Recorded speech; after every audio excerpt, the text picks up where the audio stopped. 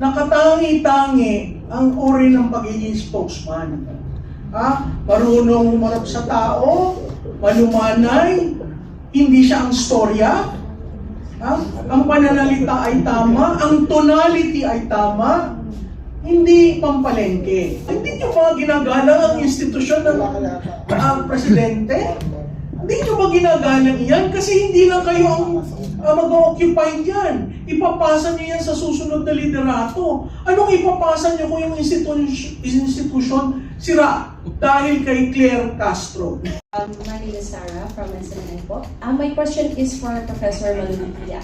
Prof, matapos po ang mainit na palitan ninyo ni Yusek Claire Castro ng PCO nitong mga nakaraang araw, sa isang panayam tinawag niya po kayong isang propagandista at kinwestiyon din niya ang inyong kredibilidad. Ano po ang inyong masasabi sa ugali o paraan ng kanyang pagsagot bilang isang palace press officer sa mga sensitibong isyong may kinalaman sa Pangulo at sa kasalukuyang administrasyon? At sa tingin niyo po ba, may standard ba na dapat sundin ang mga government spokesperson pagdating sa pakikipag-engage sa kritiko o analyst? Ano ba yan? Makomenta naman ako kay sinabi ko sa kanya, kumuha ka ng Coms 101. Sender, noise, receiver. Siya ang sender, siya rin ang noise. Kaya yung receiver, hindi maintindihan yung sinasabi niya.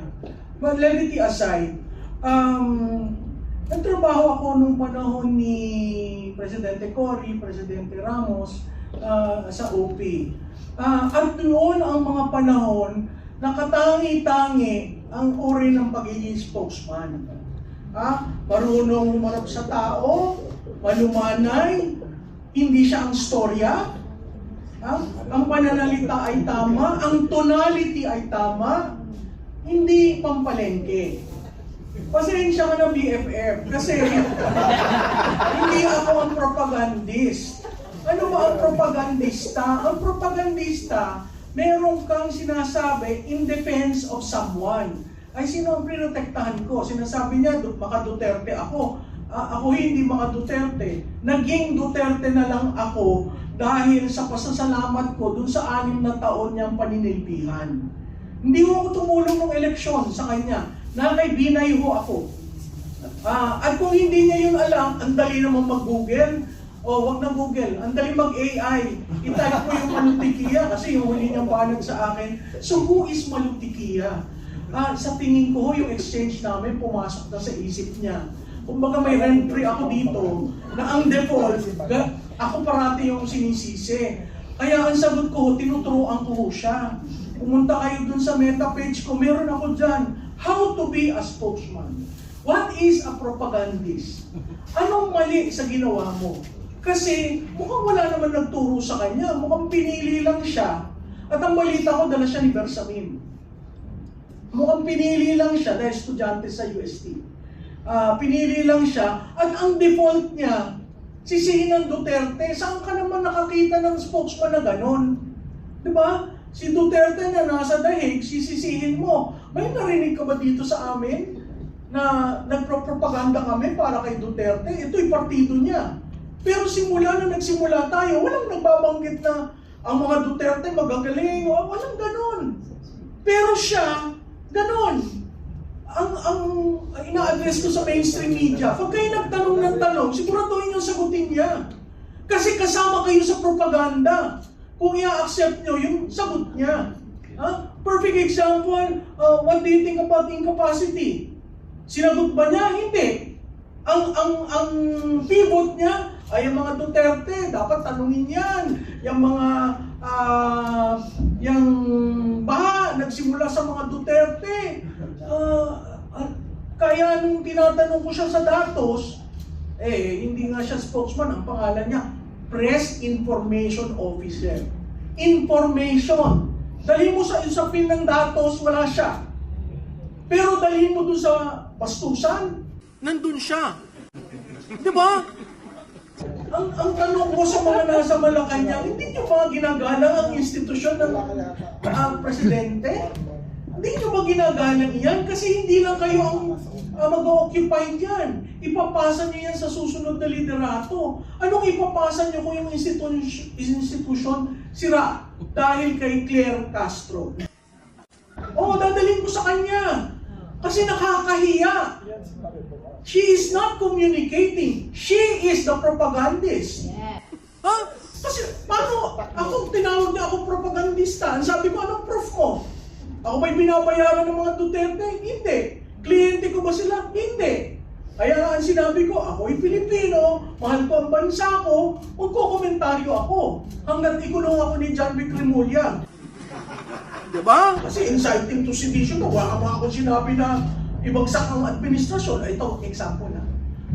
So, really, ang appeal ko kay Secretary Dave Gomez, si Dave Gomez is a man drilled on communication, and crisis communication. Pwede ba? Alisin nyo na siya. Kasi kung gusto nyo makabawi ang Pangulo sa tiwala, yung trust rating, trinak namin yan. Simula ba nung naging spokesperson siya, ano ang trust rating ng Presidente? Dumadaos-os. Partially because of her. Tapos yan ang magiging bridge mo sa various audience to explain a policy, a program, what is happening. Kaya yung mga beat reporter sa Malacanang, natutuwa ako dahil maanghang lang na magtanong. Ito bang approach mo? Alam ni Presidente, kay Ivan Mayrina ng GMA7, saludo ako sa'yo, tinanong mo. Anong sinagot? At a-accept niyo yun as gospel truth? Nakakahiya naman po dahil ang institusyon ng Presidente, hindi lamang kayo ang mag-o-occupy niyan. Sum total ng lahat ng naging Presidente. At kung titingnan niyo yung mga spokesperson ng previous President, napakagagaling, malumanay, hindi sila ang unang mapikon. O dun sa exchange namin, sabi ko nga, mahina ito eh. Maglagay ka ng trap, kinakagat. Diba? Ilang beses ako nag-trap. Kaya alam kong hindi marunong sa messaging, hindi marunong sa comms, kasi kagat siya ng kagat. Tapos ang depensa niya, sarili na niya. Diba? Bakit sarili mo? Hindi ba yung principal mo dapat ang dinidepensahan mo? Kaya nagiging pikon, nagiging namumula, humahaba yung liig. Diba? Kaya nga ang sabi, the number one cardinal rule of a spokes, never be the center of the discussion at wag mapikon. Kasi you represent the institution. Ngayon, kung talagang palengkera ka, at yun ang gusto nila, palengkera, kawawa naman mo ang Malacanang. Ma'am, follow up. Insulto yun sa mga market vendors.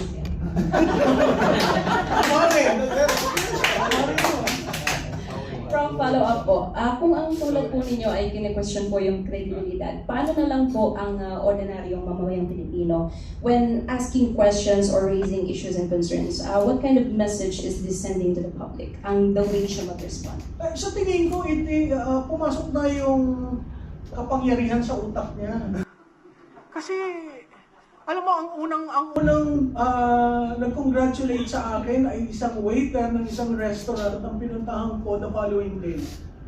Ang sabi lang sa akin, "Ma'am, congrats ha." Sabi ko, "Saan?" "Kasi ginanti mo kami."